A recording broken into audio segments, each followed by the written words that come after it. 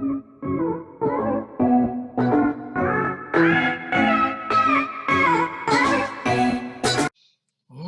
students, welcome to the second part of my video, Cold War, SYGC History. In the previous part, we saw what is Cold War and what are the effects of the Cold War. We have also seen which two countries or two superpowers were involved in this Cold War. Now, further in this lesson, in the second part, we will see what happened once the Cold War was started. The decade of detente, America and Russia decided to continue the process of detente. Paris Conference in 1973 was attempting of ending of Vietnam War. The peace talk was furthered in 1975, Helsinki Conference. The conference was attended by the representatives of 35 European countries along with the President of America and the Premier of Soviet Russia. This conference was organized to lessen the strain between Eastern and Western European countries. A conference was held in Camp David in 1978 to resolve the strife between Israel and Arab. In 1979, revolution of Iran. In Iran, the last monarch Shah of Iran was overthrown, and there was a supreme leader of the country. Iran suspended all the diplomatic relations with USA and withdraw from CENTO. In the same year, Russia intervened in Afghanistan and established socialist government under the leadership of Babarak Karmal. There was intense competition for developing nuclear weapon and the space program between America and Soviet Union. The field of sports also subjected in the Cold War politics. America and Soviet Russia were aware of their policies that could inevitably lead to the Third World War. However, both wanted to avoid it. Treaties limiting the number of nuclear weapons signed by both countries and the possibility of the Third World War was avoided. Mikhail Gorbachev became General Secretary of the Communist Party of Soviet Union and the Premier of Soviet Russia in 1985. His period was an end of Cold War. He introduced reforms in Soviet Union through his policies of restructuring and openness. During his time, Russia's economy had grown weaker. Gorbachev tried to normalize it by reconstructing the political and economic system of Soviet Russia. He attempted to democratize the political system by way of open election and end of authoritarian rule of the Communist Party. He decentralized economic machinery of the state. Authors, journalists, intellectuals were given more freedom of expression. However, Gorbachev, who gave momentum to the process of unification of East and West Germany, could not stop the disintegration of his own country. Soviet Union disintegrated in his period. 1991, two new terms were coined in the global history: post-Cold War and post-Soviet Russia world order. Now, my dear students, further we will see what are the after effects of the Cold War. During the period of Cold War, there were many factors which were threatened and the future of the mankind. That included political misunderstanding among the nations of the world, splitting into two distinct groups, priorities to secret political moves, the treaties, and producing destructive weapons, neglect of basic important issues like food, clothing, housing. Both USA and Soviet Union had to pay heavily for the strategy of letting the situation of Cold War prevail over a prolonged period. The consequence of dissolution of Soviet Union left USA as only superpower in the world. Now we shall review the treaties. First one is NATO. NATO, the full form of NATO is North Atlantic Treaty Organization, NATO, where 29 European countries from the expansionist policy of Soviet Russia and its member include Norway, France, Italy, Denmark, Great Britain, America, Netherlands, Portugal, Turkey, West Germany, Greece, Belgium, Canada, Iceland, Luxembourg, and Spain. Few of the important terms included in the NATO alliance are as follows.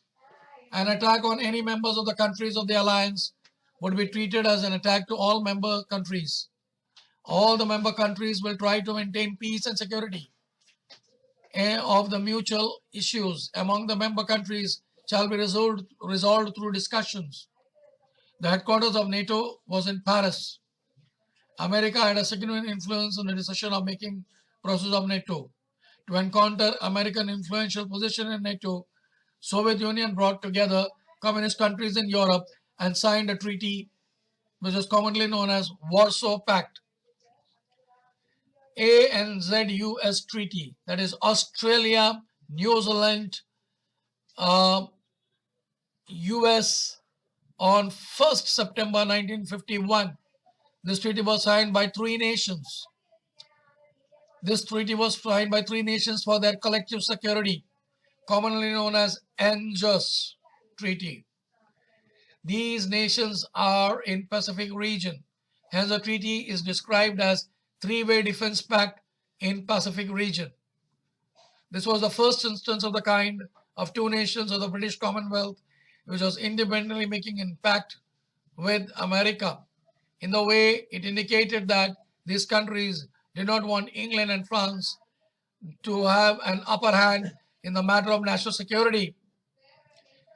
The treaty had one objective: to protect the countries in the Pacific Ocean from the communist China. CETO.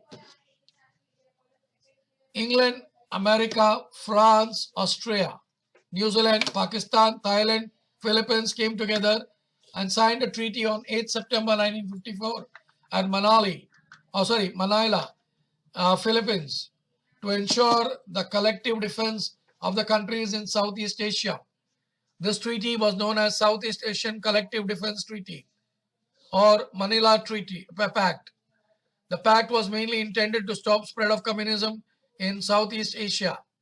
It decided that any of the nations included in this pact was attacked by another nation signing the pact would collectively stand up against it, and in the time of peace they would extend help for the social economic development of each other. However, there are a number of flaws in this treaty. Although it was named as a treaty of Southeast Asian region countries, only three countries from Asia, namely Thailand, Philippines, and Pakistan, were included in it. Rest all were the Western nations who neither geographically nor historically had an affiliation with three Asian countries. They were geographically distant from Asia by thousands of kilometers. They did not have any deep understanding of the problems of Asian countries. Therefore, the military viability of this treaty was very limited. The headquarters of CETO was located in Thailand. However, organization did not have its own military. In 1973, Pakistan withdrew from it. 1975, France stopped providing monetary help to this organization. On 30th June 1977, the organization was officially dissolved. CENTO, Central Treaty Organization, which was early known as Baghdad Pact, Middle East Treaty Organization, METO. It is a treaty among four nations, namely Turkey, Pakistan, Iran, and England. This treaty was signed on 24th February 1955. Iraq joined later. 1958, the military coup of monarchy of Iraq was removed from the power, and the Iraqi Republic was established. Iraqi revolutionists overthrew the government and favored Western countries. The regime opposed Baghdad Pact, and Iraq withdrew it in 1959. With this, the name of the pact was changed into CENTO and the headquarters was in Ankara, Turkey. America encouraged them to continue the treaty with the intention to put a check on the spread of communism by Soviet Russia. America started providing member nations CENTO economic military aid. It was afraid that the Soviet Russia attacked any other member nation and all the members should fight it collectively. However, such situations emerged in reality. None of the member nations had military capacity to fight. Excepting United Kingdom, the rest of the three were in need of economic and technological aid, but America was too involved in many other matters to pay attention to their needs. Hence, the member nation of CENTO was not very satisfied. They wanted to withdraw the treaty and act independently. Iran and Pakistan withdrew their treaty and CENTO became non-operational. Let us see the next one, Sino-Soviet Security Pact. Earlier, Soviet Russia had signed a defense treaty with China in 1950. Now, with the new pact, Soviet Russia agreed to provide economic, industrial, technological aid to China. Warsaw Pact. To oppose America, the policies and the strengthened communist nation, Soviet Russia brought together 7 communist countries in the Eastern Central Europe, which was known as Eastern Bloc, and signed a treaty commonly known as Warsaw Pact, along with the Soviet Russia, Albania, Bulgaria, Czechoslovakia, East Germany, Hungary, Poland, Romania signed its treaty. Albania withdrew from this treaty in 1968. Now, non-alignment policy of India and NAM. After Second World War, India adopted a policy which was called as non-aligned movement. India wanted to have friendship with both America and Soviet Russia. And the due credit goes to one person. It is none other than Pandit Jawaharlal Nehru. He started non-aligned movement, NAM. Being influenced by Pandit G. Sukarno, Gamal Abdel Nazir, Marshal Tito were the architect of the concept of NAM. That is non-aligned movement. Non-aligned nations. Now, what did these non-aligned nations do? They neither joined America nor the Soviet Russia. The concept was to remain non-aligned, to be neutral. In 1961, non-aligned nations was called at Belgrade. Belgrade Conference was the first summit of non-aligned movement.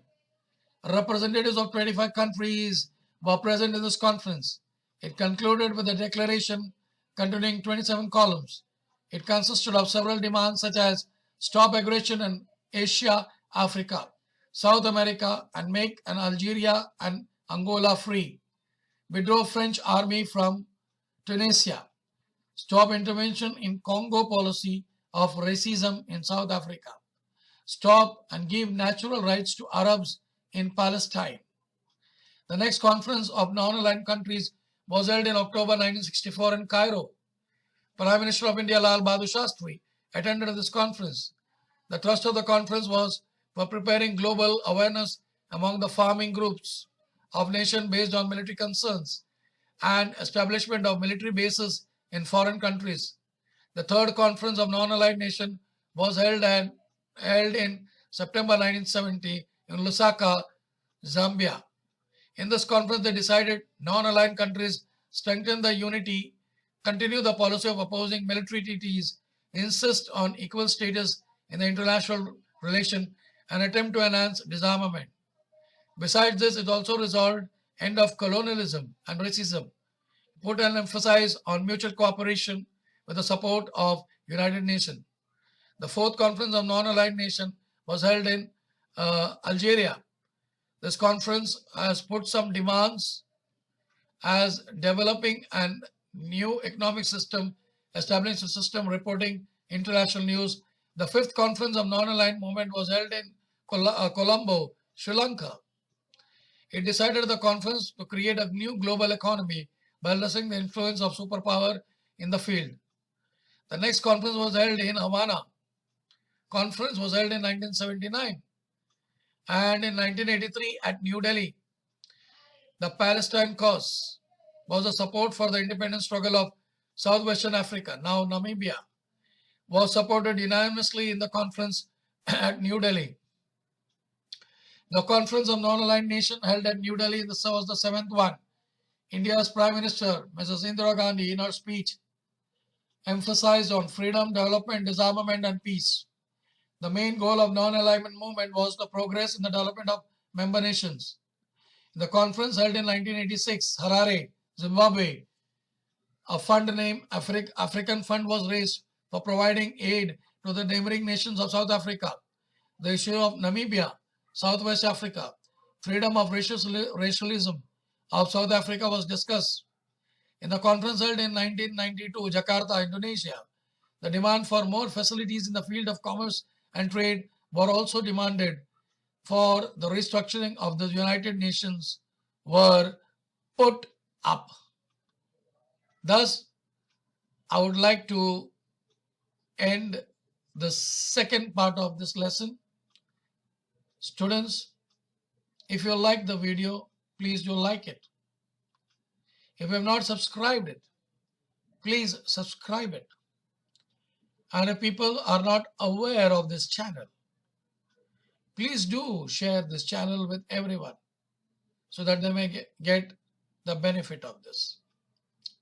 मेरे प्रिय विद्यार्थियों, अगर आपको ये video पसंद आया हो तो उसे आप पसंद करें, लाइक करें.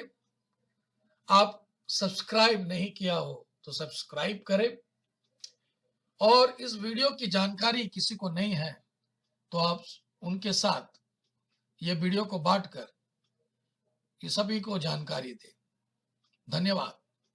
Thank you and I wish you all the best, children, for your board exam.